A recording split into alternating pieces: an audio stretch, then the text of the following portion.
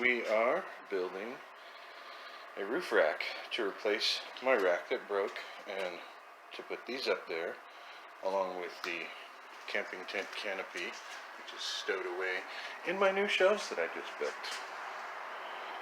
Ta-da! Anyway, so yeah, welding this thing together right now, and then I'll get it up on the roof.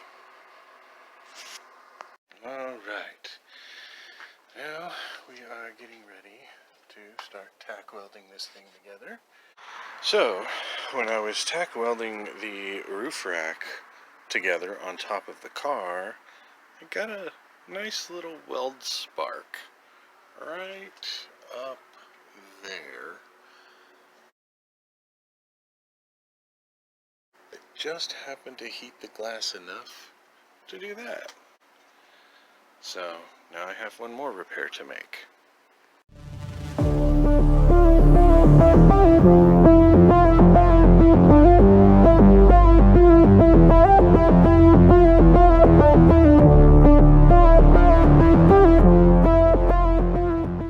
Oh, and then yesterday I built a hitch rack, so can carry extra stuff because, as you know, this thing has very little storage in the back.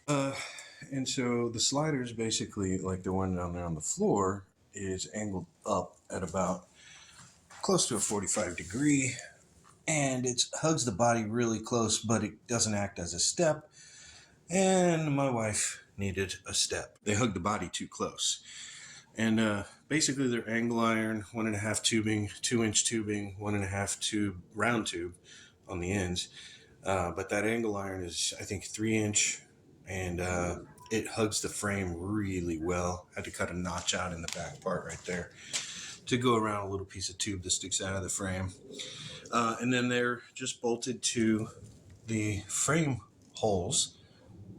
And then there's one on the side back there, but like 3 frame holes here. 1, 2, 3, and then one on the side, so four bolts. Anyway, so next on the list is going to be an interior rack in the cargo area. But first, I gotta clean up my garage.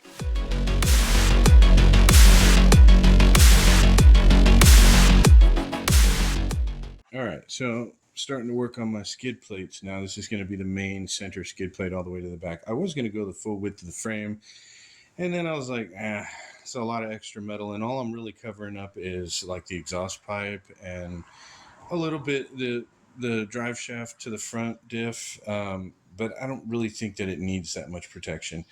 So I'm just basically going to go up the center. I'm going to fold up the edges on the rear half of it at least, just to give it some structural rigidity, because there's not really a great way to bolt it in the center, although I am going to try to add some tabs later to bolt it to the rear lower control arm mount. But the front's going to be bolted to the front cross member just at the front of the lower control arm mounts, and the rear is going to be bolted to the cross member for the transmission transfer case. And then drill my 3 holes in the front, about 4 holes in the back. And then I'm going to have to drill the holes in the cross member also, because I'm going to bolt it to the little pinch weld where it goes flat, and it's basically a flat spot. Yeah, actually, let me show you.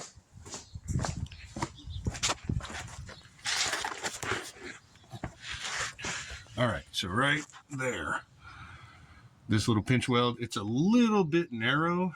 I might not be able to get a bolt in there, but I'm going to try.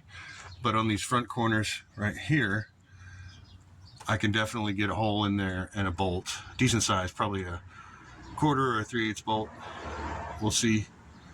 And then next is going to be the gas tank skid plate. That's really the most important, as you can see. Nasty gash there, and then further back there's a pretty big dent on the passenger side there. And then, yeah, so I have to go around the diff, blah, blah, blah. Okay, show you when I'm done. All right, so here I am making the bends. Just using a big piece of 3/16 clamped to the edge that I'm bending. All right, so now I'm bending the long side. And as you can see, I have 3/16 screwed down to the workbench here, because that's also my welding table. And I've got this bar clamped across the length of the bend. You can see I've scored it all the way down rather than this side, because I didn't like when I made the bend on this side with the slots, because wherever there's a slot, it kind of bulged out a little bit. I don't know if you can see that curve. And it didn't bend all the way to the corner. You can see that's not quite the way I wanted that bend to be, more of a crease, and it didn't come out quite the way I wanted it to. All right, well, I got this far and I ran out of welding wire, so I will pick it back up tomorrow. Got the other side done. You can see it there. Of my welding helmet here. Welded, ground, make it a little smoother. These I will also sand them down, make sure they're a little smoother so it looks nice. But they're not bad welds, as you can tell here. I mean, they're decent. They're not awesome. And then the end, I had it widened up so I had to close it up. But anyway, so pick it back up tomorrow. All right, so here is the finished main center skid plate. You can see the provision I made here for the differential. That's gonna bow outward a little bit. I just painted my little logo on there.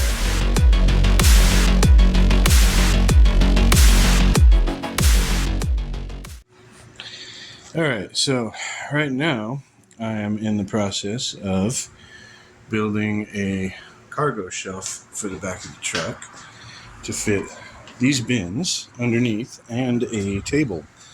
I got these IKEA legs standing over there, those four.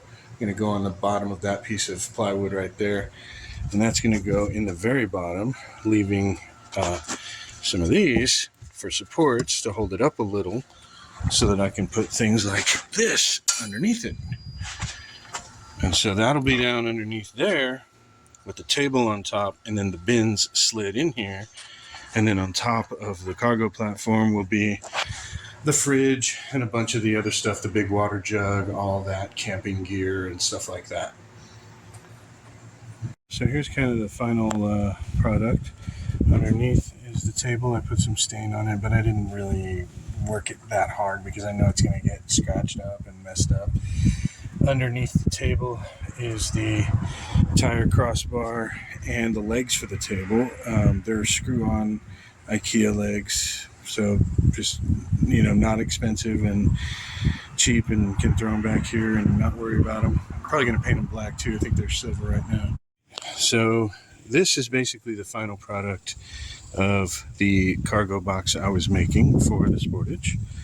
I already had these bins and I built it to fit these bins. The only problem is I actually mismeasured a little bit. I had built them to fit the bins with the lids on them, but that didn't work out. Lids were making it a little too tight.